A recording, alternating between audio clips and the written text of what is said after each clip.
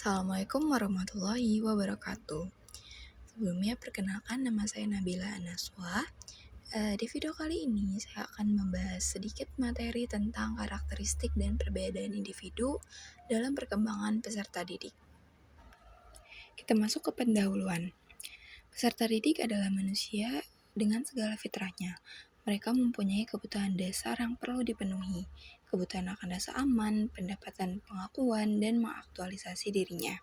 Dalam perkembangannya, siswa SMP atau SMA berada pada periode perkembangannya yang sangat pesat dari segala aspek.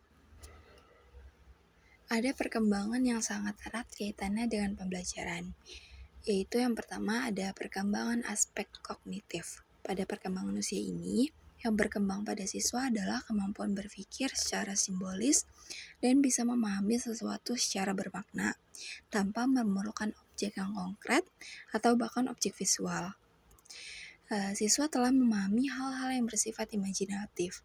Pada perkembangan ini juga berkembang ketujuh kecerdasan dalam multiple intelligence yang dikemukakan oleh Gardner pada tahun 1993, yaitu kecerdasan linguistik, logis matematis, kecerdasan musikal, kecerdasan spansial, kecerdasan kinestik ragawi, intrapribadi, antarpribadi, dan ketujuh kecerdasan ini dapat dikembangkan sesuai dengan karakteristik keilmuan pendidikan di berbagai jenjang pendidikan.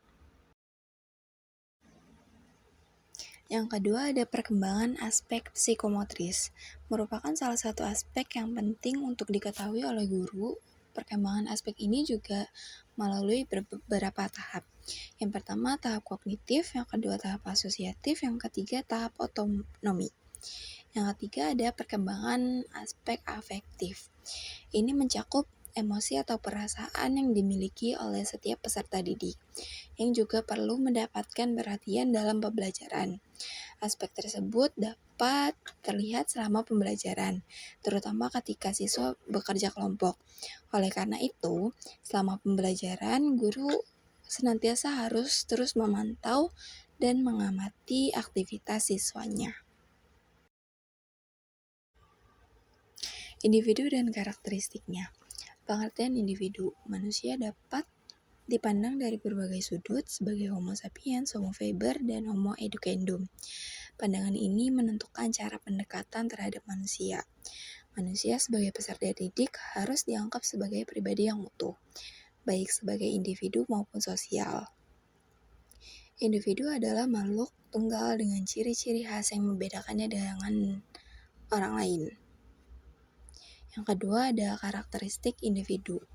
Setiap individu memiliki ciri dan sifat bawaan yang diperoleh dari lingkungan. Karakteristik bawaan melibatkan faktor biologis dan sosial psikologis. Keyakinan masa lalu tentang kepribadian dipengaruhi oleh heredity dan lingkungan. Namun, disadari bahwa pengalaman individu merupakan hasil perpaduan faktor biologis dan faktor lingkungan. Yang ketiga ada aspek perkembangan individu. Belajar mengajar tergantung pada guru dalam menciptakan situasi belajar yang kondusif dan sehat. Situasi belajar yang baik dapat menumbuhkan hubungan dekat antara guru dan anak, di mana mereka saling membutuhkan dan menghargai satu sama lain. Sikap guru dalam proses belajar mengajar mencakup penerimaan terhadap kemampuan dan keterbatasan anak, menerima rasa aman dan memahami bahwa setiap individu itu berbeda, dan guru perlu bersikap sabar dalam menghadapi perilaku unik siswa. Yang keempat ada memahami perbedaan individual.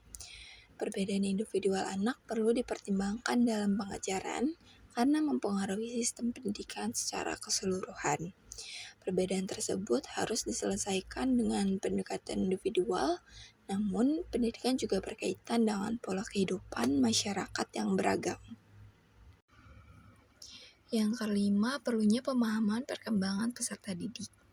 Mempelajari aspek psikologis anak membantu keberhasilan proses pengajaran. Pemahaman faktor awal anak penting bagi penyelenggara pendidikan. Kegiatan pendidikan seperti perencanaan, pemilihan sumber belajar, interaksi belajar mengajar, motivasi lain pembimbingan, dan faktor lainnya memerlukan pemahaman terhadap peserta didik. Tugas mengajar memerlukan ketelatenan dan dedikasi yang tinggi. Guru harus selalu memahami anak, menyesuaikan cara belajar, dan mengambil keputusan. Guru juga harus terus berusaha mengatasi hambatan dan kesulitan dalam memahami setiap siswa untuk mencapai hasil yang maksimal. Cukup sekian dari sedikit materi yang saya sampaikan, kurang lebihnya mohon maaf. Wassalamualaikum warahmatullahi wabarakatuh.